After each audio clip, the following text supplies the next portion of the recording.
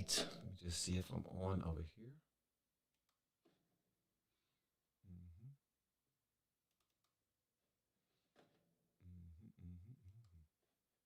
Your channel.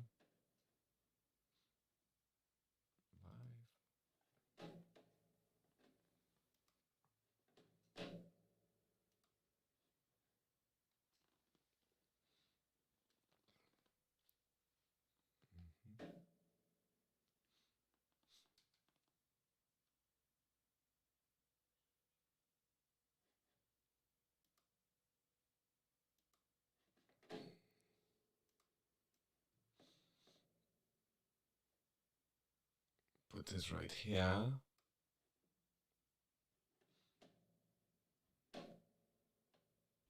12 watching. What's up, guys?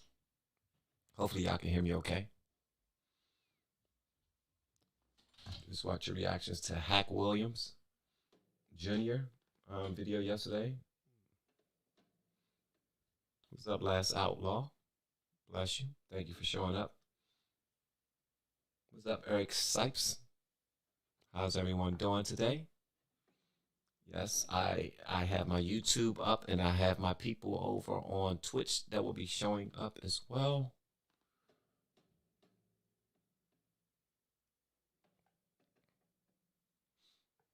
So let's go ahead and get into it. You sound robotic. I sound robotic. Crap. Of course. Of course there's something wrong.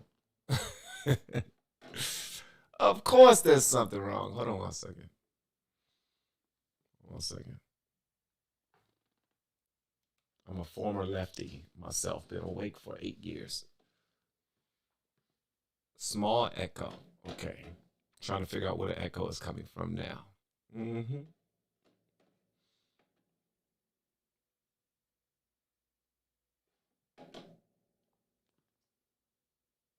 I sound like a robot now. Fuzz, man. Howdy, y'all.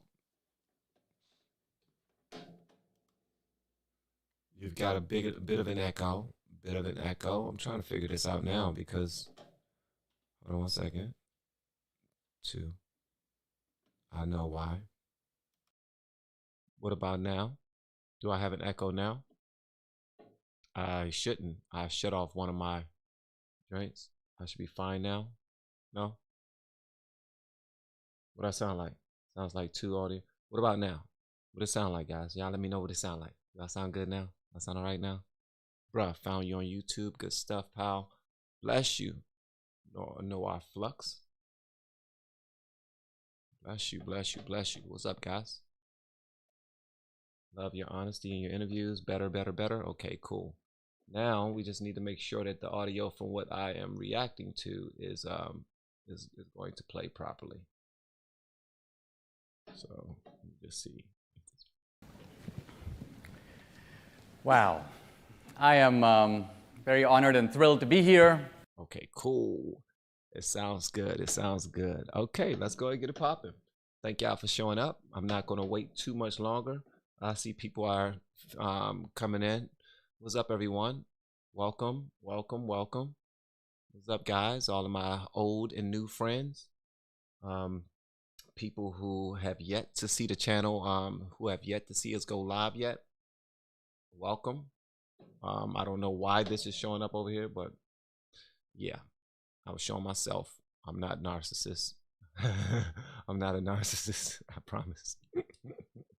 But it's good to see y'all over here. All right, let's get to it. Y'all showed up for something.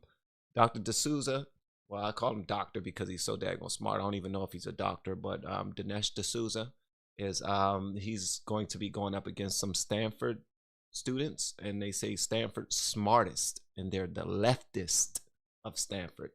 And we already know how intelligent these young people can be.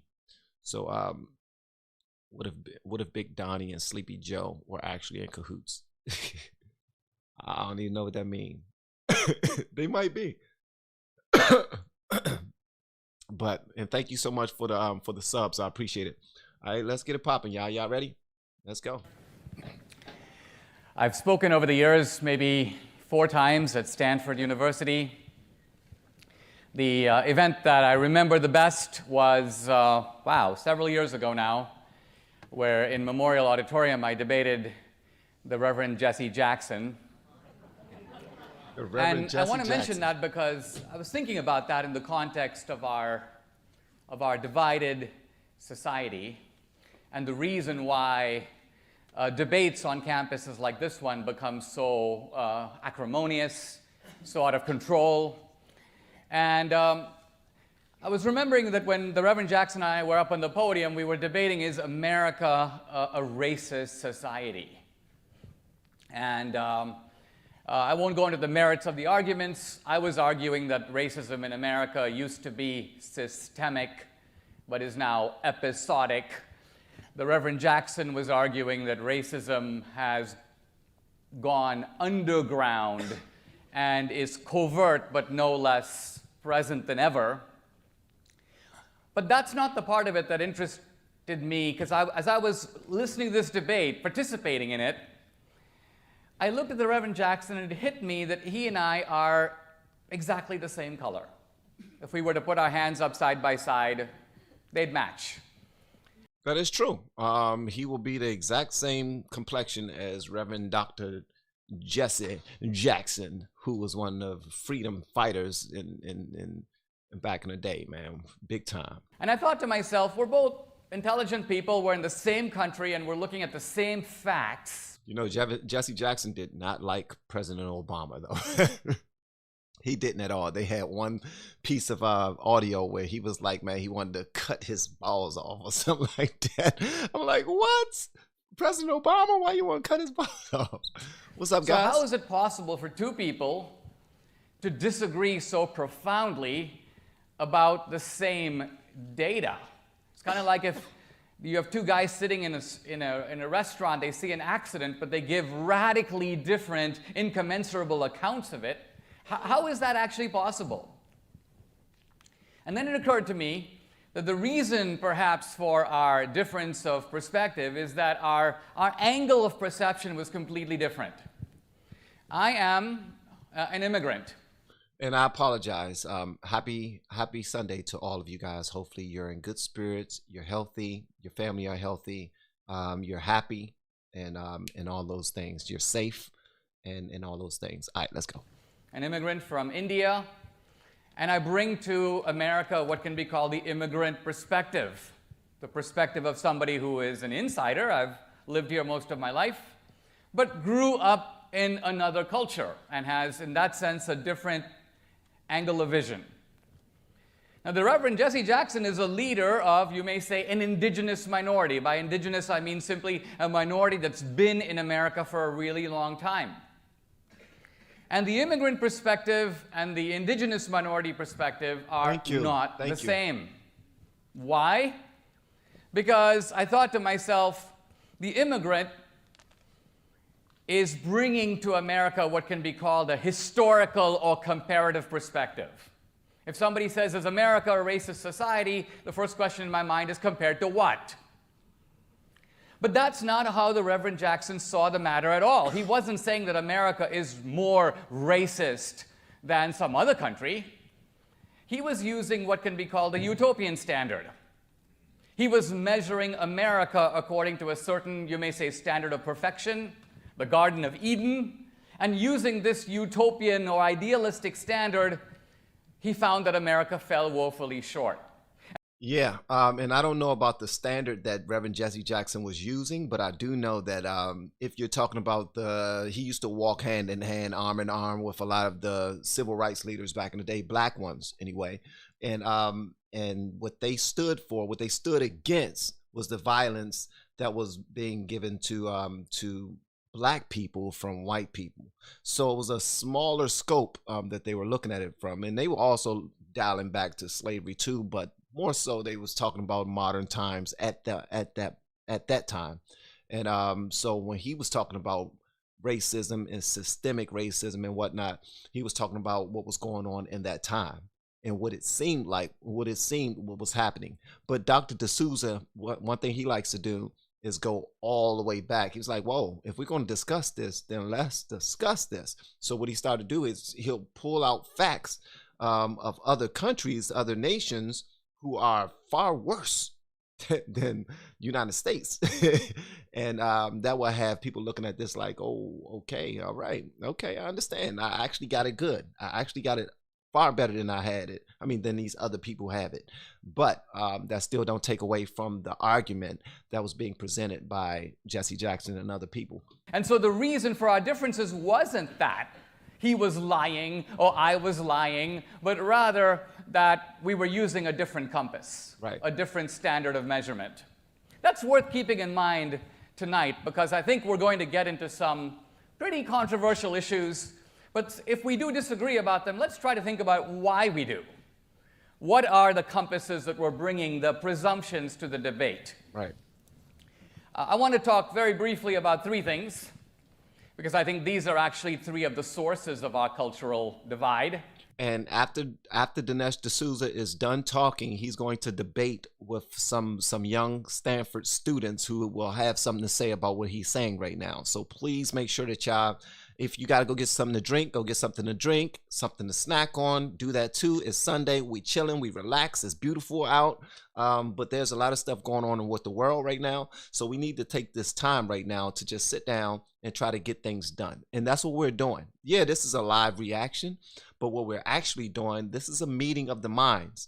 We're trying to sit down and get things done. And Dr. D'Souza is leading the way. And we are all here and we're partaking in it. And hopefully you enjoy it. If you have something to say, just let me know in the comments. And hopefully I'll see it during the video. If not, then I'll try my best to get to it afterward. I'm going to speak briefly about Thank you. social justice. I'm going to speak briefly about identity, focusing a little bit on the issue of the wall. And then I'm going to spend most of my talk speaking about racism and fascism. Let's go. I'm hyped about it. Hopefully y'all hype about it. Let me begin with the issue of the wall, since that was on the poster. Since that was on the poster. You know, I think to myself as I walk around Palo Alto, and I know the Palo Alto very well. I was for 8 years a research fellow at the Hoover Institution, so I know the community. And on the face of it, it's a very open community. No walls. You can just walk right onto the campus and feel comfortable. You can sip your latte and so on. Where are the walls? This horrible Trump, he wants to build a wall. And then it occurred to me that Stanford actually has a wall. And it's a much bigger wall than any wall that Trump wants to build. And this wall is actually organized or controlled by the admissions office. It is the wall of admission to an elite community. And this wall is so tall and so opaque that, to my knowledge, in the entire history of the university, no one has ever scaled a wall. Think about it. Think of what it means to scale a wall. What it would mean at Stanford is for someone to sneak into Stanford, take classes for 4 years, and make off with a Stanford degree. Has anyone, to your knowledge, ever done that? No. And that means that Stanford, you, ruthlessly enforce this wall against outsiders. Your community decides who gets to be a member, and you will not allow any intruders, you will not allow any degree of compassion to allow someone to come in and claim the same degree that you and your parents are demanding of you, that's going to give you an advantage in the race of life over all those other people on the other side of the wall. And I think if you were honest, you would admit that this is true. And I love that he said that. I love that he said that if you are honest, you would admit it's true, because a lot of people won't. But you need to consider the fact that that's what we do in our day-to-day lives. If we're able to move far out and into the suburbs where it's safe, so to speak, where it seems more safe, that's what we do. If you can go to Stanford and they have a wall to separate you from everybody on the outside, that's what you do. It gives you that. It gives you that sense of community. Also, if you're new to this channel, please hit the subscribe button and the like button. Don't hit the subscribe button yet. Only if you love the content you're receiving, hit the subscribe button. No need in subscribing if you're not really going to mesh well with what we have going on. And check out the playlist too. Hit the like button if you're here in the live chat though. And the only point I want to make in connection with the wall is that every community has this right. America has the right to say who gets to be a member of this society. And once America decides that democratically through laws, its job then is to be fair to the citizens and to non-citizens. I'm an example of somebody who had to come to America by standing in a very long line. I happen to come from a country very far away, so there's no question of swimming across the Rio Grande or tunneling my way under a fence. There's no way to get here that way. You have to stand in line. And so fairness is also fairness between the immigrant across the border and the immigrant in Bombay, India. You have to have the same rules apply to all of us.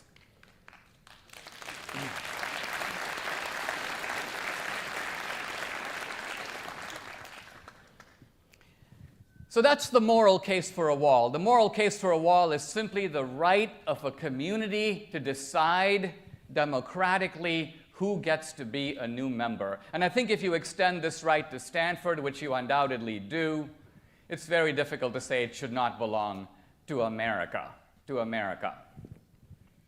Let me now pivot to a deeper topic I want to address in a little more depth.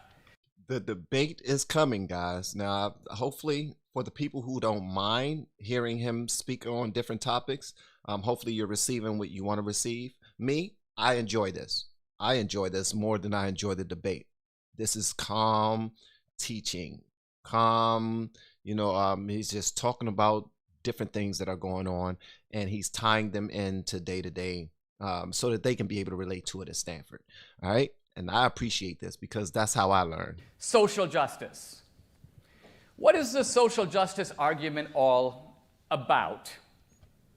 As I understand it, the social justice argument is quite new. In the 20th century, the century when I was in college, the debate was between capitalism and socialism.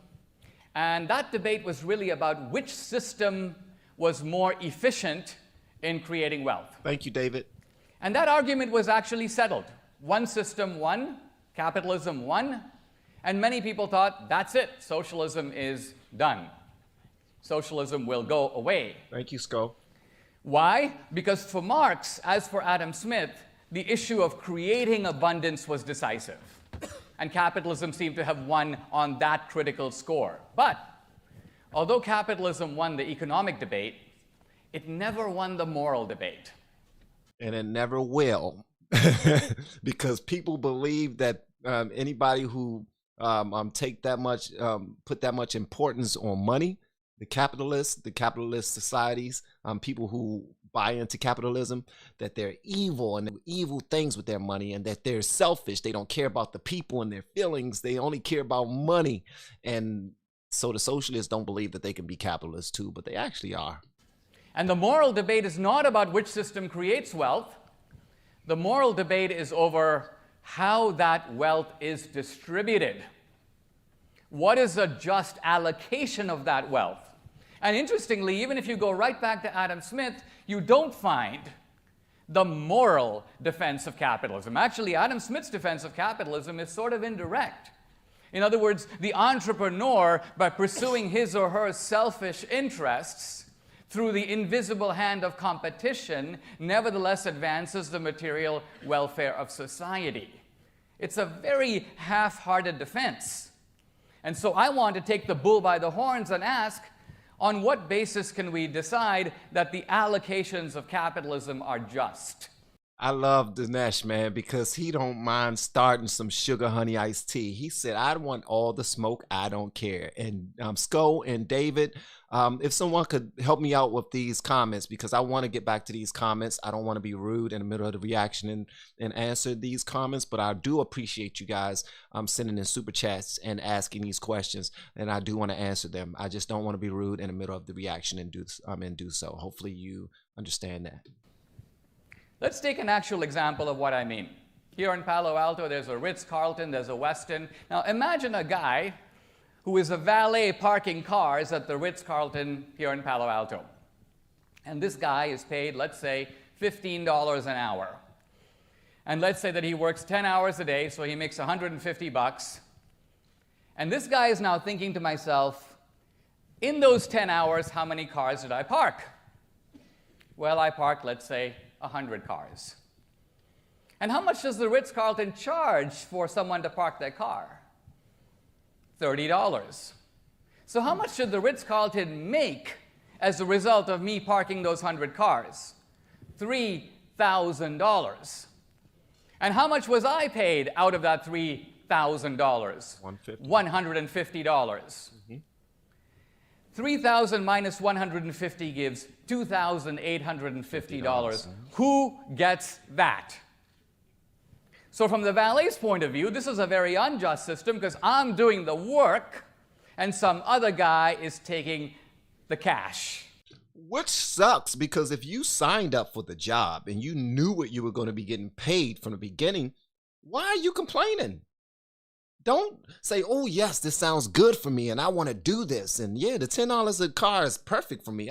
Absolutely, I'll do that. I'll do that. And then as soon as you get the job, you start complaining about the wages. No, you can't do that now. You actually got to work harder, start your own business to get more money out of the back end. So you not have to get the 150. You can get more of that 2850. You can get as much as you want if you're doing it yourself.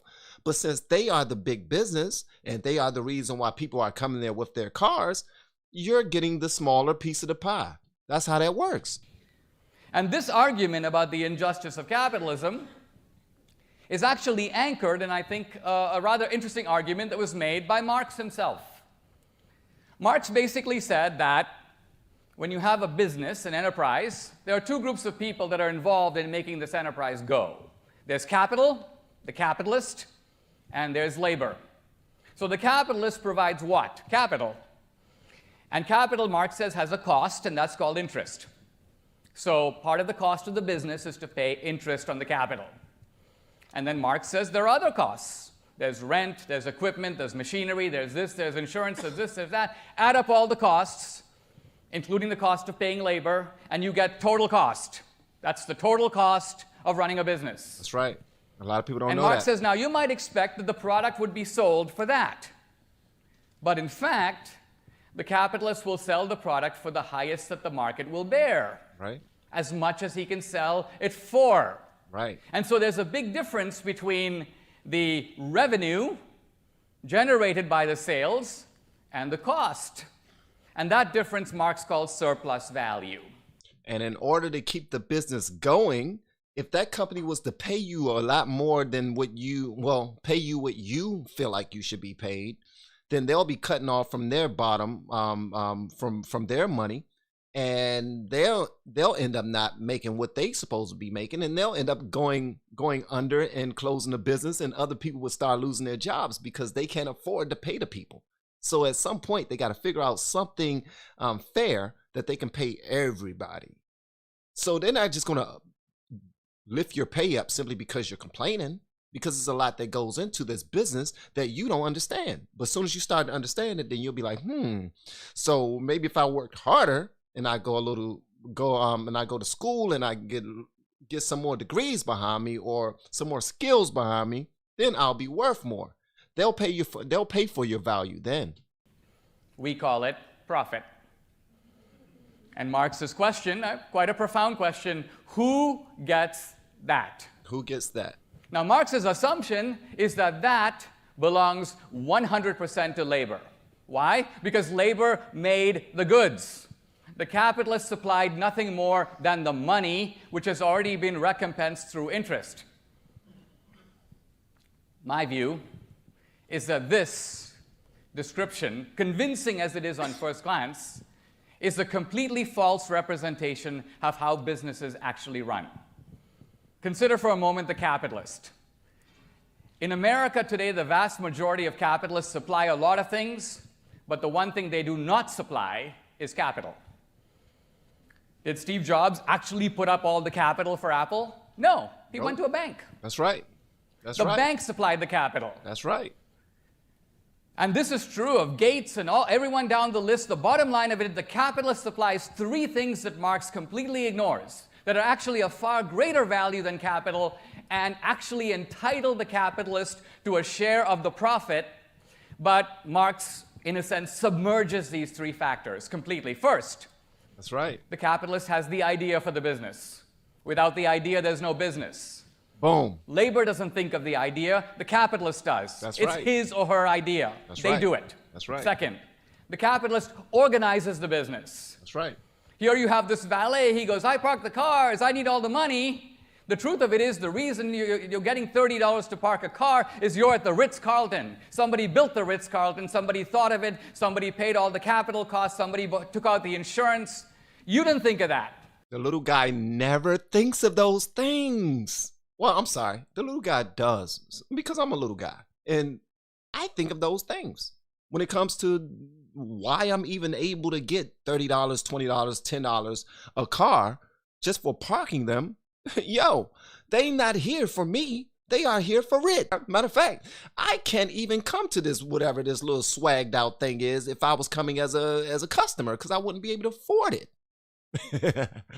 But I can money that Ritz are bringing in. So yeah, you got to take that into consideration. If you come to my house and want to park my car, I'll pay you 50 cents.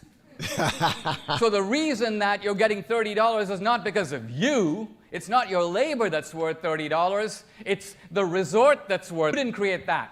That's right. So the capitalist has the idea for it. He organizes it. And third, he takes all the risk. Very important factor. The capitalist gets paid at the end.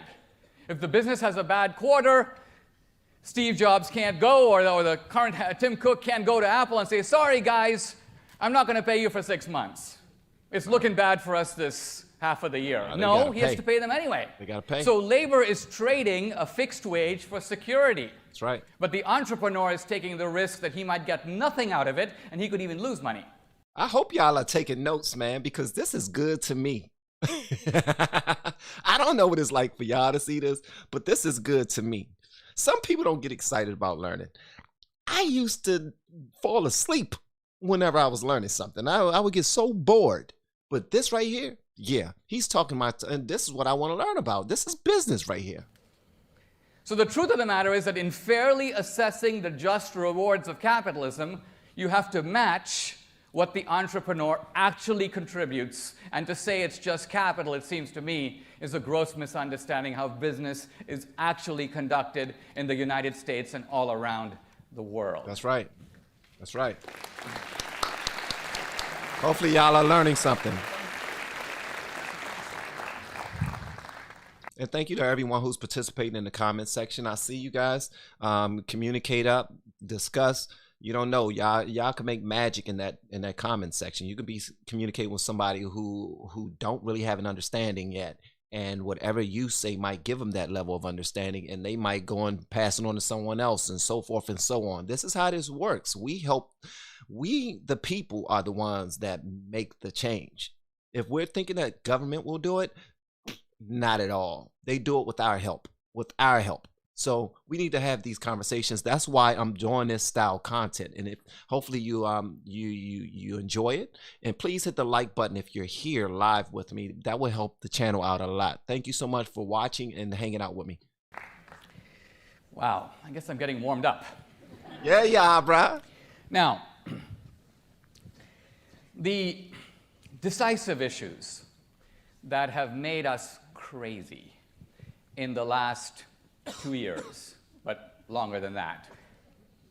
The reason that we have not had in this country any real debate about any issue, not even immigration, not even the court, not even taxes, not even North Korea, nothing. Why? Because we have had a swirling current of accusation aimed, of course, specifically at Trump, but more broadly against Republicans and conservatives. Uh-oh, he about to start talking about Trump. And this is the invective that basically says that Trump and his Trumpsters are... They say, yeah. Let me know in the comments section if you're a Trumpster, if you're one of Trump's people. Let me know in the comment if you're one of Trump's guys, and if you're voting for him, if he runs in 2024. Let me know. They're here.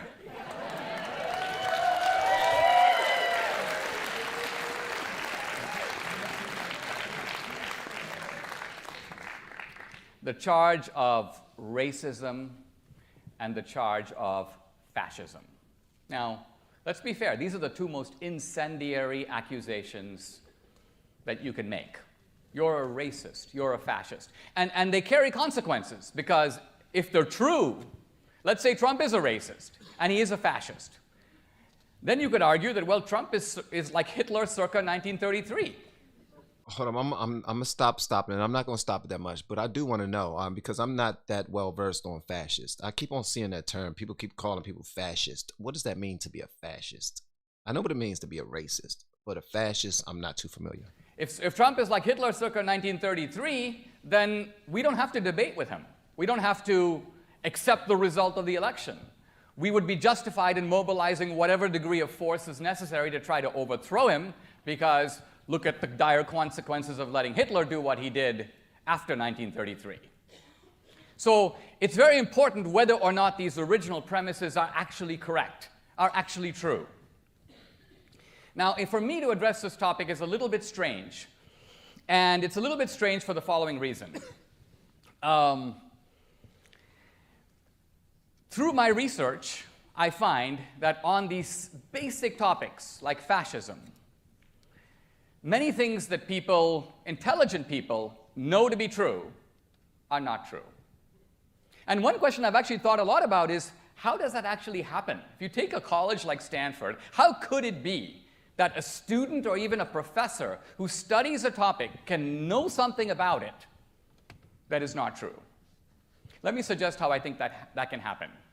First of all, let's take a premise. And I'm going to use the premise that fascism is on the right. Fascism is on the right. Now, this is a very important premise for the left, because if fascism were not on the right, you couldn't call Trump a fascist. If fascism were on the left, it would make no sense to call Trump a fascist. You need the idea that fascism is on the right to get away with that charge. And so I ask you the question, how do we know that fascism is on the right? Thank you, how do we Paper know City that? Gamer. Thank you. I will submit to you that prior to 1945, nobody thought that. Prior to 1945, knew that fascism was on the left. And yet after World War II, we got this new idea that fascism is on the right. So how can someone know this when no one at the time thought so? Right. The way this works is something like this. A professor at the Tulane or Stanford history department will write a book, a controversial book, a polemic, fascism is on the right. His or her colleagues who are sympathetic ideologically go, great book, marvelous, breakthrough book. Pretty soon, favorable review in the New York Review of Books. Pretty soon, the guy's being interviewed on NPR. Michael Moore comes rolling in to do a documentary. He said, come rolling in. Was that a fat joke? Thank you for the 1,000 bits. Suddenly, people are putting it up on Wikipedia. It's on the History Channel. So here's what I mean. The intelligent person, if you ask them, is fascism on the left or the right? They go, oh, fascism's obviously on the right. How do you know? Well, because you're observing the phenomenon in different manifestations, each one corroborates the other. Oh, wow, it has to be true. It has to be true. And what I want to do today is challenge these assumptions. It's a very hard thing to do, and the way I'm going to do it, focusing on racism and fascism, is what I call the crushing fact. The crushing fact. And I'm going to try to unleash a half dozen of these before I open the door to questions. The advantage of the crushing fact is, A, it's checkable. It's checkable. That's the beauty of us living today. Facts. Whip out your phone, check it out. Prove it. If what I say is true, then ask yourself if the premise can be sustained any longer. It's checkable. It's checkable, okay. The second thing about the crushing fact is that we all are entitled to our own interpretations and opinions, but we're not entitled to our own facts. So facts have that ability to settle an argument. And there's a certain kind of raw beauty to that. So I want to talk briefly about fascism first, and then I'm going to talk about racism. And I'm going to try to unfurl these facts. And remember, these facts, by the way, are causing quite a scandal on social media. If you follow my social media, there's a fellow at Princeton, I call him a fake historian, but anyway, he's rounded up 124 historians to rail against these facts. Think of how powerful these facts are. Not one of them can be overturned, even though 124 professionals are trying every day. So, facts over feelings which I see a lot and I hear a lot now, is very important when it comes to being able to prove or discredit someone who's claiming fascism, because you're like, okay, then facts will be able to get rid of all of that, to show that this isn't what you think it is, and it says it right here that this, and this. A lot of people aren't believing the facts, even though who wrote them facts? Who made those facts? Where did you get the facts? What's your source? It starts to go down this rabbit hole of disbelief simply because it's something that they don't want to hear. All right, let's talk about fascism. Now, one thing about fascism that's very interesting, I think, is that even though we use the word a lot, no one can really say what it means. You're a fascist. And this is very important because the actual use of the term, whenever it's used in conventional debate, if you just think about it for a moment, you realize that that can't be what it means. Trump is a fascist because he's an ultra-nationalist. I think I saw Bill Maher the other day. Trump wants to make America great again, just like Hitler wanted to make Germany great again. This is big thinker Bill Maher. Now, I ask you, if nationalism... What about 1619? What about 1619? ...is essentially the defining feature of fascism, was Nelson Mandela a fascist? He was a nationalist. Was Mahatma Gandhi a fascist? He was a nationalist. What about Winston Churchill? He was a nationalist. So was de Gaulle, and so was Abraham Lincoln, and so were all the anti-colonial leaders, Nkrumah in Ghana, Fidel Castro, all these people fascists? Obviously not. Talk sense. Obviously we need a better understanding of what fascism really is. I'm glad I'm not the only one. When I asked that question, I kind of felt a little silly asking that question, but I'm understanding that I'm just like everybody. I'm just like everyone else. There's a bunch of me's out there who don't really understand fully. So thank you for breaking it down, brother. So fascism, one way to understand a phenomenon is to look at what Nietzsche calls the genealogy of it. How did we get it? How did it start? That'll give you a clue as to what it is. Now, the leading fascist, the founder of fascism, the first fascist regime in the world, not Adolf Hitler, Mussolini. Mussolini was actually Hitler's model. And the very interesting thing is that Mussolini was a Marxist. He was the editor of the socialist newspaper in Italy called Avanti. Thank you, Ronald. He knew that he was on the left. In fact, everybody knew he was on the left. Lenin was one of his friends. When Mussolini started the first fascist party, Lenin sent him a telegram of congratulations. Why? To a fellow socialist revolutionary, V.I. Lenin. Now, at that time, there was a huge debate going on in the West over what's called the crisis of Marxism. And the crisis of Marxism, very simple. Marx had predicted that there would be proletarian revolutions in all the industrialized countries, which did not occur. And the question was, why not? The Marxists had to figure out, what did Marx get wrong? And Mussolini, having fought in World War I, made this observation. He said, I noticed that the socialists in France all fought for France. I noticed the socialists in Britain all fought for Britain. And in Germany, the same thing. So, he says, class is not the only basis of worker solidarity. There's another factor that we've ignored, and that is the factor of nationalism. In other words, what we need is to marry nationalism to socialism for the first time, creating a new thing. Let's call it National Socialism. Let me tell you something.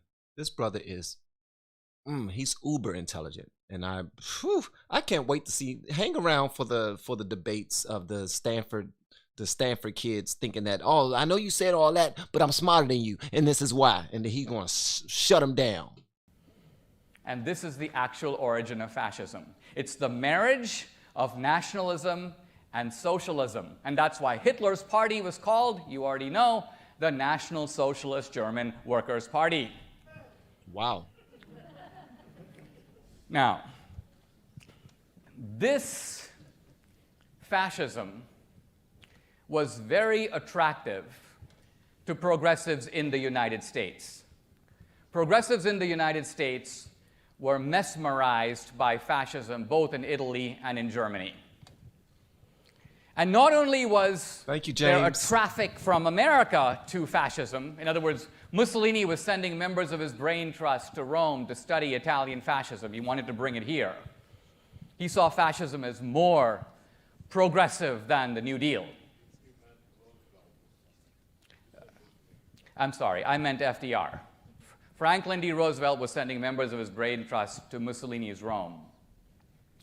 But it's also true that the fascists, for their part, were deriving and drawing on ideas from the United States.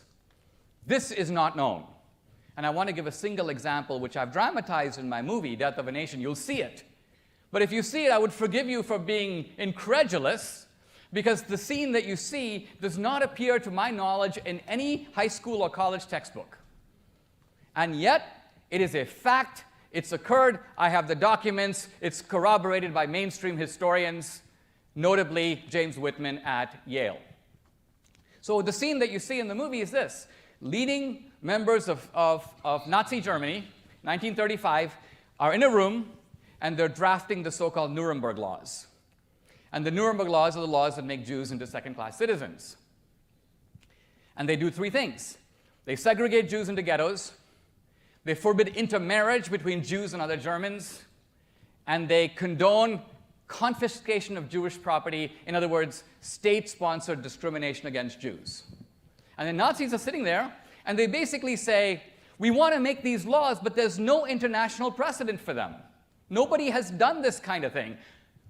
And then one of the Nazis who had studied in the United States says, actually, gentlemen, you're wrong. Somebody has beaten us to the punch.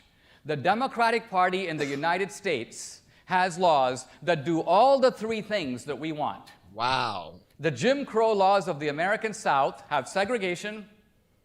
There are anti-miscegenation laws outlawing intermarriage, and they condone state-sponsored discrimination. All we have to do is take the laws of the Democratic Party, cross out the word black, write in the word Jew, and we are home free. And what he is saying, oh my God, it hits home so bad, because the Jim Crow laws is, I don't care who started, who was fighting to keep slavery in position, and who didn't want to get rid of slavery, all those things.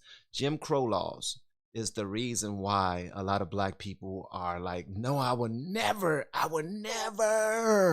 support a Republican. Again, you want to make America great again? What? Jim Crow laws? Like, you want to do that again? That's what you want to do? Trust me, man, this thing goes deep. Pause. What am I saying here? I'm not saying that the Nazis got a parallel idea. I'm saying the actual Nazis had in their hands the blueprints of the democratic laws and used it to make the Nuremberg Laws, and this fact has been completely suppressed in progressive historiography in the United States. Right. Now, dude, smart, bro. I said that the Nazis were talking about the democratic laws, and you might be like, democratic laws? Aren't you talking about the Southern laws? See, the Nazis actually knew something that we don't know. Namely, every segregation law in the United States from the 1880s to the 1950s was passed by a Democratic legislature, signed by a Democratic governor, enforced by Democratic officials, and there is not a single exception to this rule. Once again, if you rush back to your political science textbook, this fact will be downplayed, if not omitted. Why? And now we come to a little bit of the bigger picture here. The bigger picture here is that what we call history is progressive history. And we shouldn't be naive about this. The progressives themselves were fighting against earlier forms of history. And so the progressives were a kind of, you may say, intellectual militant movement that overthrew what came before them. And then in taking power, their power was in writing the history books, and that meant that they could spin the narrative and suppress facts inconvenient to their side. It's been done from the beginning of history. We should hardly be surprised it's being done now. Thank you. A lot of people fuss at me when I say I don't just accept facts. I don't accept them as face value simply because you say they're facts. So once I go and do my own due diligence and I come back and I say, you know what, you were right. And only say that because some people like to change information to benefit them and what they want to do, and that's dangerous. That is extremely dangerous, man. It's misleading. It lacks integrity. And for people like me who want to learn something, you're going to teach me something that you can back up in a book, and that what you're backing up in a book could very well be false as hell, because somebody decided to omit certain things. Let's take this one out. Let's take this out. That's why every single time you see someone post something up about Margaret Sanger on Facebook or something like that, and they show her talking to the KKK. If you are on my Facebook channel, LFR Family Live on Facebook, in my group, I put up a picture of Margaret Sanger, and that bad boy got taken down. It was like fact checkers say that's not true, but a lot of people are saying no, that's facts. I don't know why they're taking it down. That's facts. Sorry, go ahead. I mentioned segregation. I want to pull back and say just a word about slavery, because when I speak on campus, it's not atypical where I'll tell students the Democratic Party was the party of slavery. And I say it so matter-of-factly that students are a little puzzled because they've always heard slavery was done by the white man or by America. And I say, look, America didn't do anything. Some Americans did it and other Americans stopped them. We need to distinguish who did it. And who did it was the Democratic Party in the North and the South. That's the key. Because the whole idea of knocking Confederate monuments is essentially a strategic stage tactic to fool you into thinking that the slavery debate was North-South. But Abraham Lincoln knew better. In fact, Abraham Lincoln, when he identified what he called the 4 horsemen of the apocalypse, the 4 bad guys of slavery. Thank you, Fernandez. I see that. Thank you so much, bro. He mentioned Roger Taney, who wrote the Dred Scott decision. He was a Southerner. He's actually from Maryland, but the South. From Maryland. And then Lincoln mentions Franklin Pierce, the former president from New Hampshire, Northern Democrat. James Buchanan from Pennsylvania, Northern Democrat. And Stephen Douglas, Lincoln's supreme antagonist from Illinois, Northern Democrat. So 3 of the 4 pro-slavery champions are Northerners. And so inevitably, when I tell students this, the following happens. Some, professor of Romance languages at Bowdoin College will stand up. Of Romance Mr. languages. DSouza, you are misleading the audience. You are misleading the audience by pointing a finger of blame solely at one party, whereas we all know there was plenty of blame to go around. Very interesting statement. First of all, it retreats from the position that the Republicans are the bad guys. It now tries, sort of with a squid-like cloud of obfuscation, to spread the blame so broadly that no one really knows what's going on. So it's really important at this time to unfurl what I call the crushing fact. The crushing fact is the fact that settles the argument at one blow. And so this is the time for me to point out that in 1860, which was the year before the Civil War, no Republican owned a slave. Think about this for a moment. I'm not saying that no Republican leader owned a slave. I'm saying no Republican in the United States owned a slave. Now. He's saying no Republican owned a slave. But that's when they talk about that big switch. Apparently, they're saying that today's Democrats is yesterday's Republicans. And Dr. DSouza, he said... For the first, important if true. In the sense that Karl Popper intended it, namely, it is vulnerable, naked. I apologize if there's a lag, guys. I really do apologize. I'm trying to be as professional as possible. I want this to be seamless. I know that there will be some issues, but I just want y'all to know that I am trying my best to make sure that this thing goes through, that you all can enjoy it, okay? If there's a lag, thank you. Refutation. All you have to do is give me the name of one Republican who owned a slave, and I would have to take it back. And yet, from the time I made this statement well over 2 years ago, not a single valid...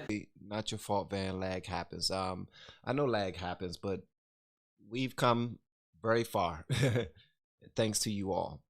And I have my computer and my Wi-Fi and everything set up so that this does not happen. It's not hardwired. I need to get it hardwired. If you guys know of any of the best ways to get that done, please let me know. But again, I apologize if this is messing things up for you. I really do. It sucks and it's upsetting me, but I'm really trying to enjoy this content all the way through. So again, I apologize. I'm recording it though, so I will be releasing this separately so that there is no lag. What am I getting at? What I'm getting at is we have a really strange phenomenon. If you look at what's going on now, you have Democrats on the left pointing the finger of racism at the very people who fought racism from the beginning of this country's history, while suppressing the fact that the actual racism came from their party. In other words, this is not just about slavery. The Democrats were the party of slavery, of segregation, of founding the Ku Klux Klan, of reviving the Ku Klux Klan, and of racial terrorism, and of opposition to the civil rights movement of the 1960s. The opposition to the civil rights movement, the Civil Rights Act of '64, the Voting Rights Act of '65, the Fair Housing Bill of '68 came mainly from the Democratic Party, and that's a fact.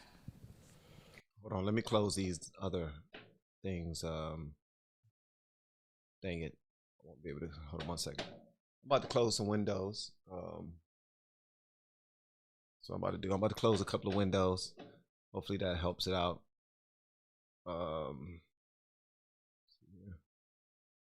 Hopefully that helps it out. I'm closing a few now. It sucks. I want to give y'all the best video and it's not really working to my favor. Okay. Let's see if that works. Now, faced with this crushing history, we have a puzzle.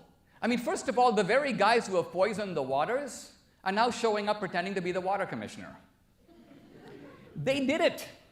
They've never admitted it. They've never apologized for it. They haven't paid 1 penny of restitution for it. And yet they're presumed to lecture the rest of us who are completely innocent on this score of being the real culprits. I mean, please go have this conversation, this same conversation that you're giving Dr. DSouza to black community. Latina, and you have a bunch of white guys screaming at us, racist. Thank you, Marcy. Thank you, what David. Is this, Saturday Night Live? And this is at an Ivy League college. Now, I do want to address, before I circle back and open the door to questions, according to them, the two parties switched sides. They switched. Basically, the Republicans became Democrats, and the Democrats became Republicans. Now, for anyone who actually knows anything about American history, this is akin to saying, you know, guys, there was a time, a little far back, maybe in the 1960s, when the cops all decided to become criminals.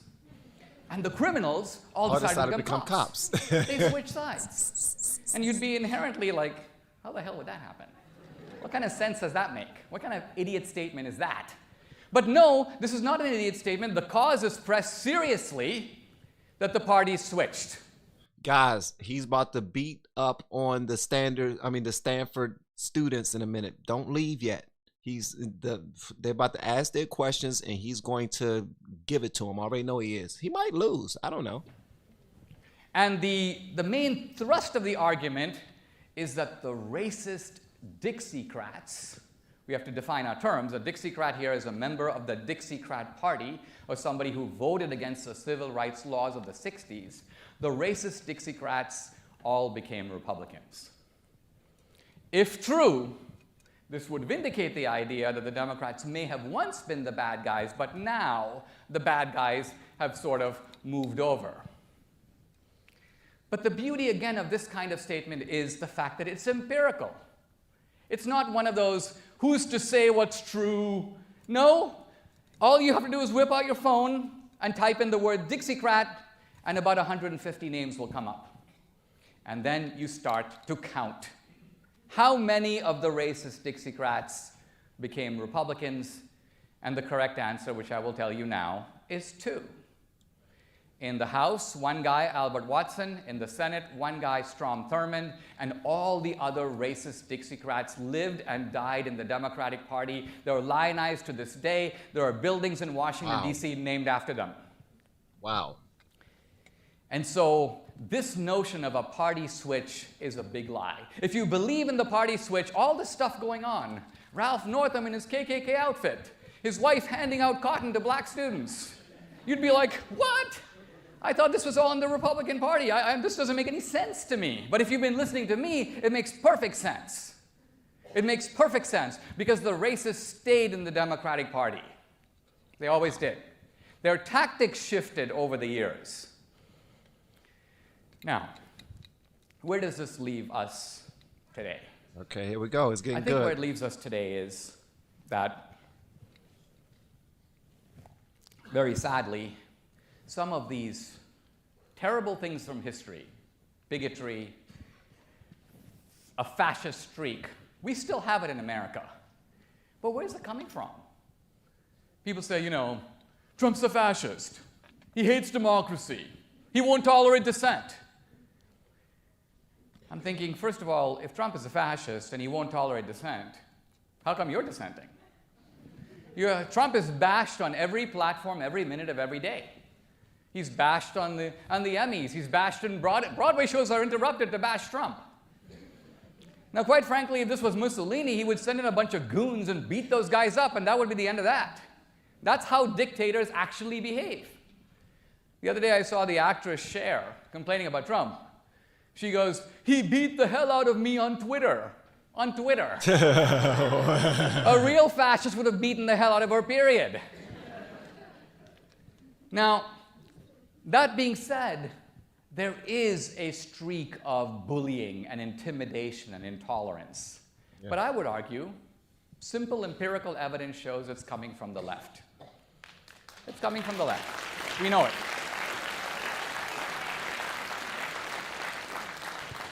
Now, never feel sorry for a guy. Not only is it coming from the left to people on the right, but it's coming to the left, from the left to people on the left who even decide to open their minds to understand certain things that are coming from the right. They're like, no, if you even believe it, if you give it some of your time to try to understand what DSouza, Peterson, Thomas Sowell, Shelby Steele, any of those people are talking about, Candace Owens, you listen to any of those people, Ben Shapiro, you listen to any of those people, you are now the enemy. And that sucks. That sucks. You can't even be open-minded anymore. Guy like me, because I enjoy it. This kind of craziness, when I experience it, it's fun. I knew you did. You're actually making my day. But the people I really feel sorry for is the ordinary student. The ordinary student who feels like I can't speak my mind because there is this crushing, bullying, kind of intellectual gangsterism around me. Intellectual gangsterism. That doesn't allow me to think like freely. It doesn't allow me to speak freely. And what it does is it takes the label of hate speech. By the way, the Democratic Party is officially the party of hate speech. They invented hate speech. And they take this label of hate speech and they foist it on people who are not doing any hate. I mean, if you think about it, the left that wanted to ban my lecture describe what I've just been telling you for the last 45 minutes as hate speech. To them, this speech does not belong at Stanford. Notice my reading of it, that the reason they say that is none of them can counter a single fact I raise. If they could, they'd stand up and do it. Then stand up and do it. They're calling you out. And the same with these 124 historians. Oh, your article appeared in Breitbart. That makes you a fool. I'm like, my article may have appeared in Breitbart, but it's an excerpt from my book. It doesn't matter what website it appeared on. Let's see if you can question. My article was about the 3 things that Hitler got from the Democratic Party. You think this is explosive stuff? If you could refute it, you'd be all over the content. That's right. Oh, Dinesh, why are you publishing in Breitbart? As if that's what discredits the article. Look, this is a very elite campus. You're a very smart group of students. You deserve better. But intellectual freedom means fighting against the people who are blocking you from being able to think for yourself.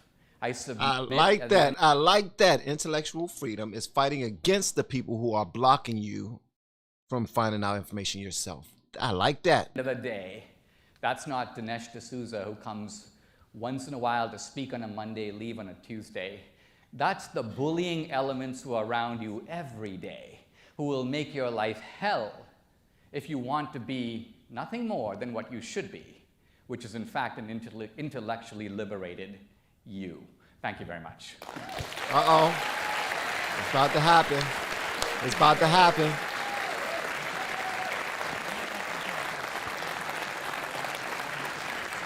We're about to open up the floor now.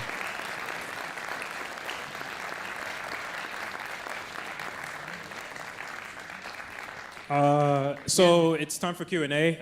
We're going to ask everyone to go around for if you have a question for Dinesh. Rules for Q&A, no long expositions. Don't say like a long-winded question sort of thing. And just ask a question at the end of what you're saying. Yeah. You can line up behind Tristan. It's about to get good, guys. That's what we came here for. What about 1619? I also think, guys, as a rule of thumb, just to make this more fun, it would be nice to start with some questions that are hostile. So let me suggest that if you have a hostile question, you can kind of mosey your way to the front.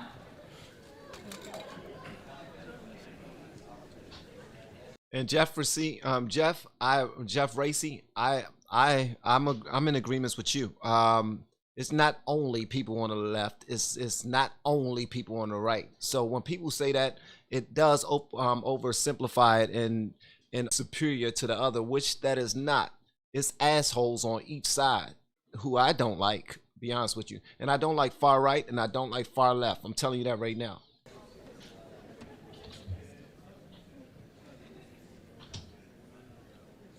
Here we go. It's about to get good, guys.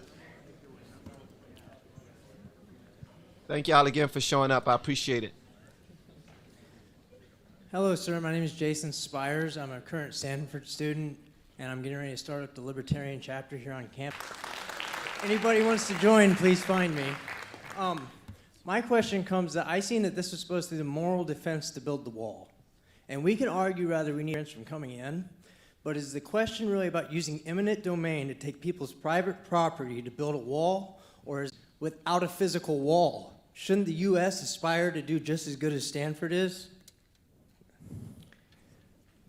I take your question to be asking not a question about whether we need a wall, but what kind of a wall. And I'm using the term wall here metaphorically. You seem to agree. This reminds me a little bit, by the way, of Frost's poem Mending Wall. Because in Mending Wall, you've got a neighbor who's railing against his neighbor for building a wall, right? But while he's railing on the neighbor for building a wall, he never claims the right to go into his neighbor's property. He never claims the right to take his neighbor's stuff. He accepts the need for a wall. He just doesn't like the wall. He thinks it could be done a different way. And I agree with you. Let me suggest this way. If you have a better suggestion for how to actually enforce security on the southern border, let's just say through a combination of various techniques, you should propose it. I think, see, the problem is these topics are never debated. They're never debated. Right now, the debate is frozen between the wall or, in effect, porous. What is the best way to enforce security on the southern border? And I'm not dogmatic about that. I'm open to all kinds of ideas. I think Trump's point in emphasizing the wall is simply this, that for now 30 years, there are these bogus debates about fixing immigration and things like, what do we do with all the illegals who are in America and so on. None of those problems can be seriously considered to be a border. There's just a better way to do it. I don't agree with using eminent domain to take citizens' private property. Ever? And your analogy, and I'm not being rude, I admire what you're doing, but your analogy is flawed because the neighbor building the wall, in order for your analogy to work, the neighbor would have to step over my property line, take my property, and try to build that wall on my property. And that's what eminent domain does, is it takes private citizens' property. Now, we can argue over how secure a border needs to be and how to go about it. But when you begin the argument with we need to forcefully take somebody's stuff, that is not a good foundation. Actually, I think that makes sense. But no. Slow down. Don't start judge me yet. I think that makes sense. And for people who are live with me, I apologize for the lag. But I will post this again. I think that makes sense that he is concerned about citizens having their property taken over by the government, right? Because there's going to be a wall of people with guns trying to make sure that nobody comes over. There's going to be a wall. There's going to be something preventing people from just moseying over to the country and just saying, oh, I'm here. I'm a citizen now. Nah, they're doing. If you have an issue with it, what are you providing? What plans would you have? This gentleman didn't present anything. He presented the issue, but he didn't present a plan. Most people can present an issue, but they can't present a solution for it. Let me ask you this. In the settling of America, do you think that eminent domain should have been prohibited? Do I think prohibited? Yeah, you're building a railroad that's run at any price. What do you think should happen? I believe all alternatives should be considered, and if it's ruled that there's no other way to do it but that, and it's in the national security, then I'd say yes. But the problem is the argument has become more about, I want a wall to feel good about seeing a wall, rather than I want to make sure my border is secure. I'm in the second camp. Okay, let's keep going.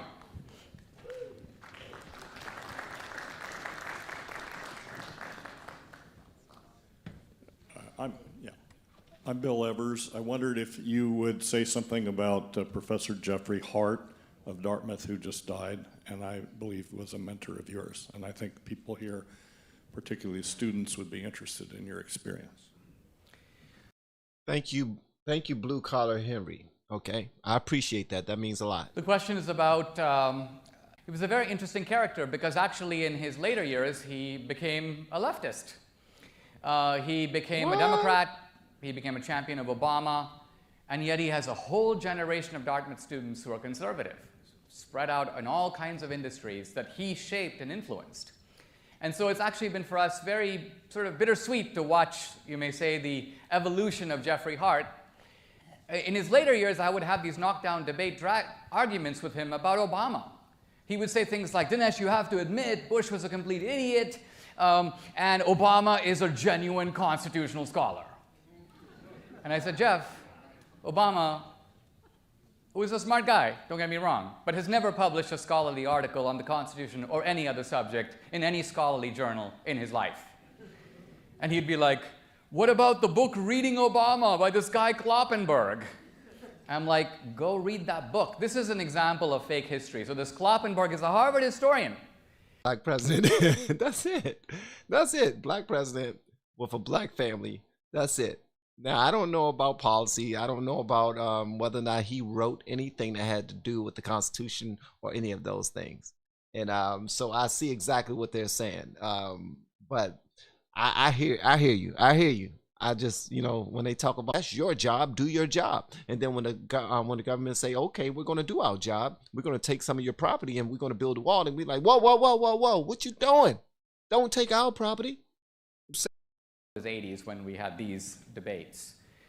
When I was 17 years old, I thought of conservative. This was a guy who was colorful, outrageous, comical, one of the few people who could make you laugh out loud, and was genuinely interested in ideas. He showed me a whole world of books and ideas I'd never heard of. I was a kid off the boat, you might say, from India, and I thought to myself, here's a whole world of knowledge, and here's a whole set of answers, and I didn't even know they were questions. So it was very important to my intellectual development to be exposed to that. And I came to understand, people said, well, Dinesh, when did you convert? When did you become a conservative? And it occurred to me I never did.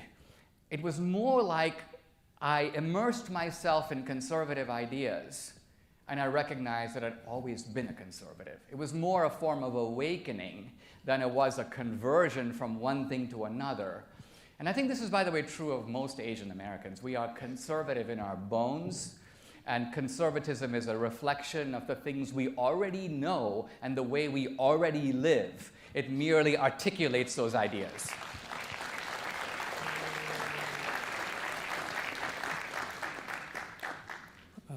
You made the argument that Democrats are the party of racism and slavery, and I will concede that it's true that Democrats in the 1880s were Democrats that perpetuated slavery. But I need to ask, how do you think through that lens when you look at the Southern strategy and you look at the fact that it was a Democratic president who put the Civil Rights Act into law, and afterwards it was Republicans who perpetuated the Southern strategy to try to make African Americans not vote? Good question, young man. Now, I can't wait to see how Dr. DSouza answers this. Great question. Y'all gonna be like, that wasn't no good question because his question is flawed because he did this, this, and this, and what he's saying is not true. Well, I want to hear it. The question is about the fact that, yes, the Democrats may be the party of slavery and racism. I think you then said something that was unfair, which is you said, I'll grant you in the 1880s. Let's remember that the Ku Klux Klan was revived in the early 20th century. The lynchings and hangings that we identify with the Klan all occurred, a lot of them occurred in the teens and 20s. And the opposition to the civil rights was in the 60s. Now, with the solitary exception of, yes, Lyndon Johnson pushed the Civil Rights Act. True. And this is a longer story which I won't be able to do justice to here, but why did he do it? Why did he do it? My argument is the following. The horrific evidence of the concentration camps and the racism of Hitler began to have a powerful effect worldwide. It drove anti-colonialism in the Third World, but it also drove a diminution of racism in the American South.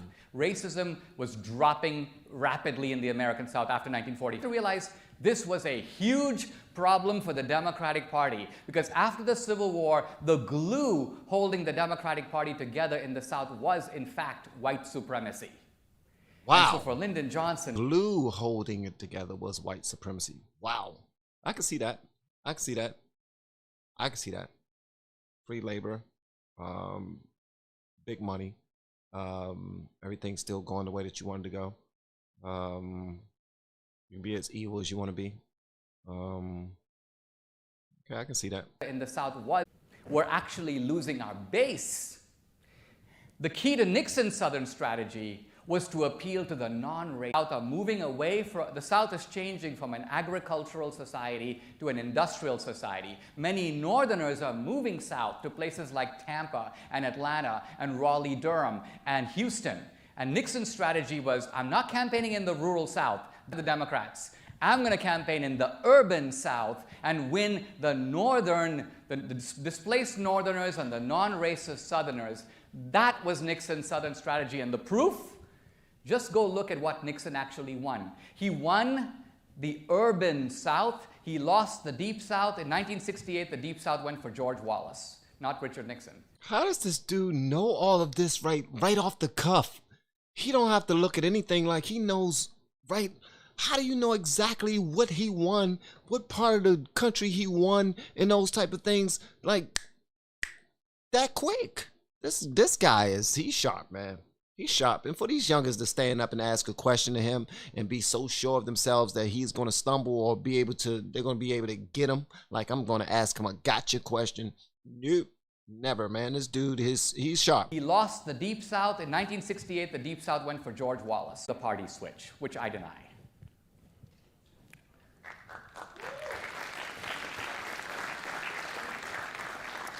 Thank you for coming here today, and I want to thank Stanford CR for putting up this great event. I was elected to be the California Republicans' vice chair just 4 days ago at the convention. Thank you. Now, 4 days on the job, I still have this drive. I want to get up every day and pay back to the country that saved my family's lives. Man, shout out to my man with the U.S. flag tie. My gracious, down. That's different. That's different. Yeah, that's definitely different. Drive. I want to get up every day and pay back to the country that saved my family's lives 36 years ago. We immigrated from Taiwan here legally. It took me 24 years to become a citizen. My question to you is, what drives you every day to get up and speak the truth?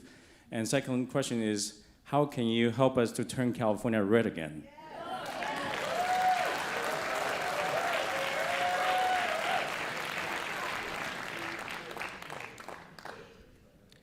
Basically, what drives me is this. When people think of immigrants, they think of Horatio Alger's stories. People coming to America to make it good, earn money, become successful. In my own case, what America has meant to me is somewhat different. It is that America has been the place, and I think the only place, where I've been able to be the architect of my own future, in the driver's seat of my own life. So look at the kind of, if I stayed in India, I would have become an engineer like my dad or a doctor like my uncle. I would have followed in footsteps and I would have my destiny given to me. The beauty for me of America is it's a place where your destiny is constructed by you. And that to me is the promise of America. I don't think I would have gotten it anywhere else. And so when people ask, what are your politics based on? My politics is based on fighting to preserve that American dream, which is uniquely American. I mean, frankly, there is no Chinese dream. There is no, if the French have a dream, I don't think we want to know. How do we turn California around? Just one brief thought. I do think it's a mistake for conservatives to say things like this. I'm appreciative of him saying that. How can we turn California red again? I'm glad that he said this. He's going to say something about a deeper focus right now. At least that's what I believe he's going to say. I do think it's something that we tap into that. Okay. I'm gonna let him finish, but I do want to say this. When I checked out the video of Awaken, we need to ban guns now. And he was obviously on the side of he's not for gun control. He was on the side of the second.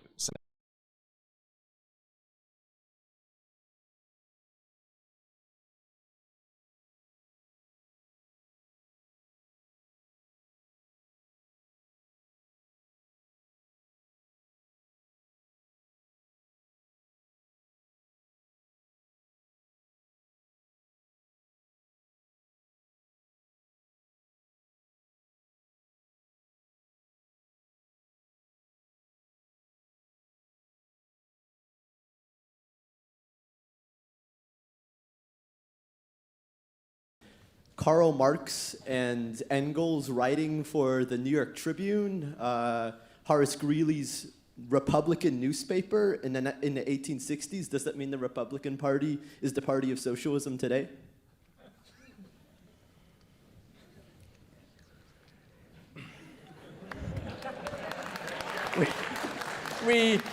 They think that this one is either hilarious or it's going to get DSouza, or they just think it's silly. We have here an exercise in reasoning that needs to be put into slow motion to be dissected. Okay, so the reasoning is the following. First, you're contending that I contend that because the Democratic Party was the party of slavery before the Civil War, therefore the Democratic Party is racist today. I would submit that I have made no such argument here tonight. For anyone listening fairly, my argument was that the party of slavery prior to the Civil War metamorphosed into the party of racism after the Civil War. And this racism carried well into the 20th century. In fact, when we talk about things like the Klan, it's always amusing to me. People go, well, what about David Duke? This is the precise type of counterexample intended to mislead. Because if you fairly were to say, let me really look at the topic. Let me make a list of all the Ku Klux Klan leaders, every Grand Dragon and Grand Kleagle, going back to the 1870s to now. And let's just put an R or a D after their name. 99% of them would be Democrats. That's a fact. The idea of David Duke is a false. Is that true? Is what he's no. I know. If he said it is true, nah. I don't give any person that leeway. That's what I'm asking you. Is that true? Because 99% is a huge number. That's gigantic. So at the end of the day, when he says that 99% were on the Democrat side, I need to know if that's absolutely the truth. Them would be Democrats. That's a fact. He said that's The idea of David Duke is a false flag intended to camouflage attention and prevent a legitimate generalization from being made. Now, so the Democratic Party isn't the party of racism because of what happened before slavery. The Democratic Party self-consciously embraced racism after slavery. Lyndon Johnson, this is a very good example, because Lyndon Johnson is supposed to be a metaphor for the whole Democratic Party. Yeah, he was kind of a racist in his old Texas country boy days, the narrative goes, but then he became a marvelous, morally enlightened person and championed the Civil Rights Act. I would submit that if you read anything about Lyndon Johnson, you will see that this is a flat-out lie. The fact of the matter is that Lyndon Johnson was routinely using the N-word after the Civil Rights Act. And there is the multiple examples of this from Robert Caro, from Doris Kearns Goodwin, from Lyndon Johnson's own driver. This is corroborated, it's attested, it's indisputable, and yet it is pushed under the rug by progressive historians who need the fake narrative. The fake narrative is the narrative of conversion. There was no conversion. Lyndon Johnson, once a bigot, always a bigot. So now a more interesting question emerges. Why would a bigot promote the Civil Rights Act of 1964? And I would submit that the reason for that is that the bigot realized, I can't cash in on white racism anymore. I've got to create a new type of dependent class of people who are now going to have to vote for me, and the very people I've been kicking around. Just listen to Lyndon Johnson's famous Howard University speech, a beautiful example of outright deception. Here's Johnson. He goes, "You can't take a man who has been hobbled for decades and bring him up to the starting line and tell him to run on his own." And now I ask you, what is omitted from this moving sentence? What is omitted from this moving sentence? Who the hell has been hobbling this guy for decades, if not you? If not you? That's bars right there. That's a mic drop. That's a mic drop right there, because he's saying that the other people have had a head start.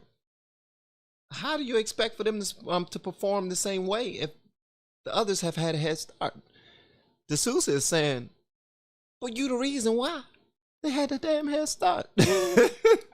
You're a big reason why they're hobbled, bruh. So if you, Lyndon Johnson, take 1 ounce of moral responsibility and say, I did it, and now I am willing to pay a price to set it right, but the deceitful bigot could not admit that. Even then, he was playing the same game that is played to now, which is let's blame it on somebody else. Fernandez. You cannot take a man who has been hobbled. Let's move into the convenient passive voice, as if somebody else did it. I'm here to fix him. History involves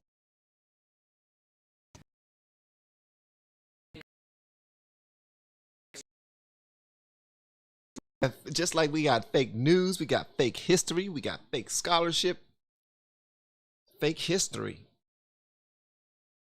That's why that's why I don't just buy into stuff like that. Boom. Yes, DSouza is smart, super smart.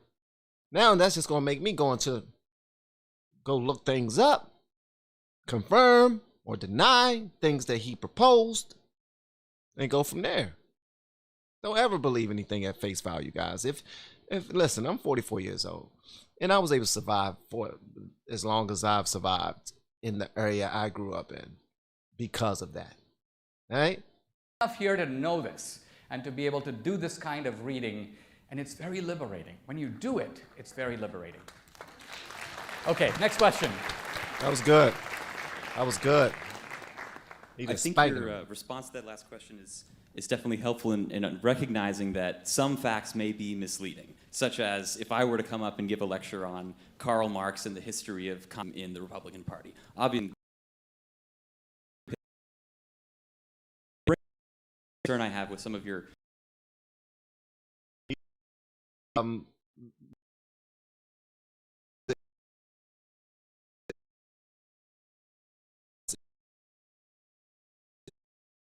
DSouza is going to Democrats, right? In that when you state just one small fact without contextualizing it, you run the risk of being counter to the generalization, which obviously my friend's fact was, right? Agree completely. And so I have a couple of facts that I think can help round out the picture. So one here, in response to the Southern strategy, Kevin Phillips, Nixon's political strategist. Yes. It says,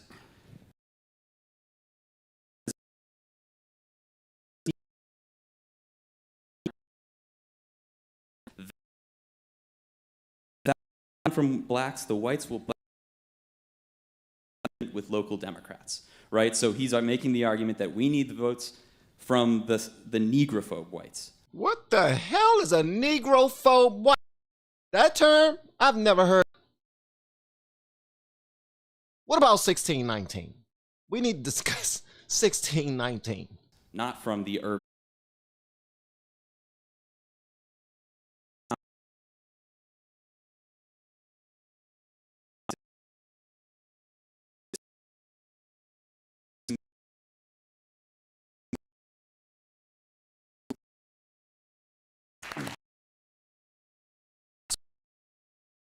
DSouza.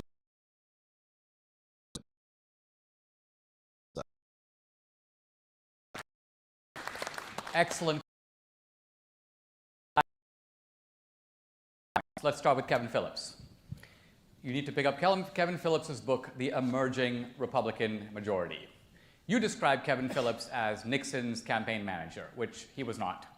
Second of all, Kevin Phillips says very clearly on the first page, you are going to get from me an analysis of voting patterns in America. It is not a description of anything that Nixon did. In fact, Kevin Phillips says, Nixon has not seen any of my work. I'm writing it after the election. So how does he have perfect recall of that? Of what happened on the front page of one of the front pages of his book? And then he tell him that what you said he was, he wasn't. Wow, let's go. Phillips says, Nixon has not seen any of my work. I'm writing it after the election. So Phillips makes it really clear that he is not the architect of anything. He is rather interpreting in his own way. And you have to remember, Kevin Phillips is a guy who swung pen from one side to the other. So you've got a character who's mercurial in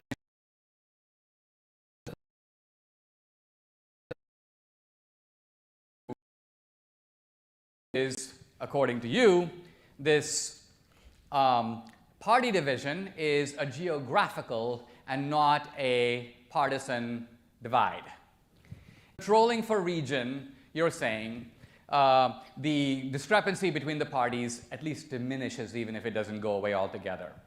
The problem with the controlling for region is that you cannot control for something when the party itself is pushing to achieve that regional phenomenon. Let me tell you what I mean. Of the South as being the racist side of the country. Yes, because they still have, there's still some parts of the country that are like you can't drive through them when it's dark. So yes. See, the Civil War in the early 20th century and in the late 19th century, when the segregation debate, he goes, there was massive opposition to segregation in the South. Hold on. The Democratic Party cultivated the bigotry in the South that became a Southern phenomenon. So you can't say, well, let's control for Southernness and take it all out and excuse all the Democrats because they're just being good old Southerners. I'm saying no. I'm saying that the Democrats polluted the South with a racist ideology and drove the Republicans out of the South. One president who was able to remove all military from certain southern states. And I believe shortly after that, Jim Crow laws was created. Please let me know whatever y'all want me to know with that part right there. Now we turn to your last point, which is the most tempting of all. Gee, Dinesh, the South used to be Republican. I'm sorry, the South used to be Democratic through most of the 20th century. it's now Republican. Big switch. No. The key question here, I agree, there are actually, I would add to your switch, blacks who used to be Republicans are now Democrats. Big switch. The key question when you see these switches is to ask this, when did the switch occur?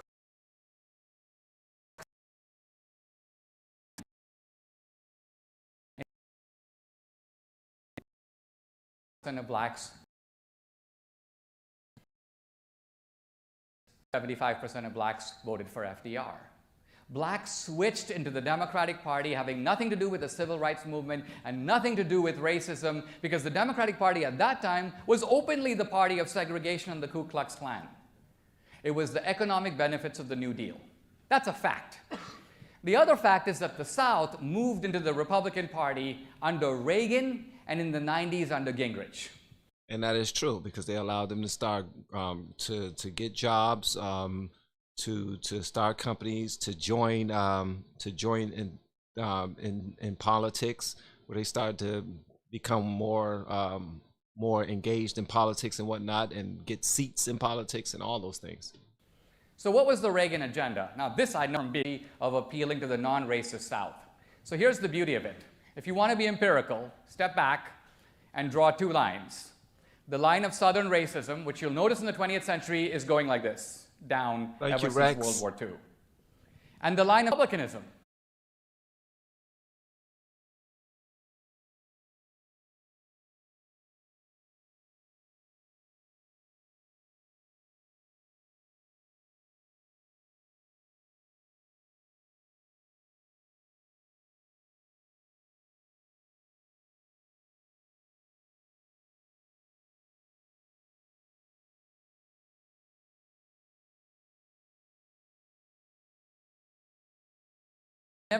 I'm familiar with the view, but I don't share it, that people of color intrinsically cannot be racist. This is actually a doctrine of the left.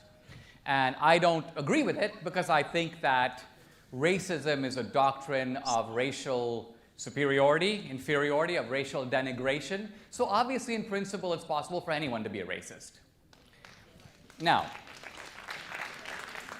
Yes, and I used to be under the mindset that if you were black, you couldn't be racist because you didn't have, you wasn't the original racist people, and you didn't have anything to remove any power from anybody, and a bunch of other silly things. Anyway. That being said, we always have to balance what someone says with a contextual use of what they said, and with a fair attribution of the label. Because I think you would agree that if you go around calling people racist, just because they say things you don't agree with, or they have a disputed interpretation of something that, let's just take a topic, let's just take, for example, slavery or a topic like that. Open debate is not racist. Open debate is very healthy in an academic community. Racial denigration is racist. So I ask you in fairness, I've been up here now speaking. If you believe the posters and the dissenters and the comments and the Stanford paper and so on, you might have expected me to stand up and give you 45 minutes of racial invective. So a very good way to test these things is to ask you, have you heard me say anything tonight that you would consider racist? And if not, why would you even raise that term in my connection? If I could. Okay, there we go. So I will concede to you. I did not hear anything explicitly racist, and I do have to say I appreciate that. Thank you. However, just looking at some of the tweets and some of the publications and comments you have made in the past, and I can't recall specifically some right now, and I realize that looks shady, and I apologize. If I had photographic memory, I would pull those up, but I don't. But yes, I do believe that I've seen some tweets and some publications and comments you've made that some could argue are racially charged, which is why I brought this question up. But no, I will concede that you didn't this tonight. Let me address that for a minute, because this is a case where I think it is good to go to the heart of the matter. The example that is most frequently used in this context on social media occurred about a year ago, when I released the movie Death of a Nation. Now, if you've seen this movie, the thrust of this movie, somewhat along the lines of my talk, is that the racism and the fascism, which I dramatize luridly in the movie, are actually the work of the left and, in America, of the Democratic Party. So in the heat of promoting this movie, I was flying around the country, and someone on the left decided to set a trap for me. And so what they did was they tweeted my movie trailer. Great movie, watch this movie. Hashtag bring back slavery. Right? What? Now, what? Yeah, that's definitely a daggone, what the hell? Hashtag bring back slavery? Of course I must come off as a racist if that's what my movie is being passed around as. This is my movie. Hey, I'm up here smiling.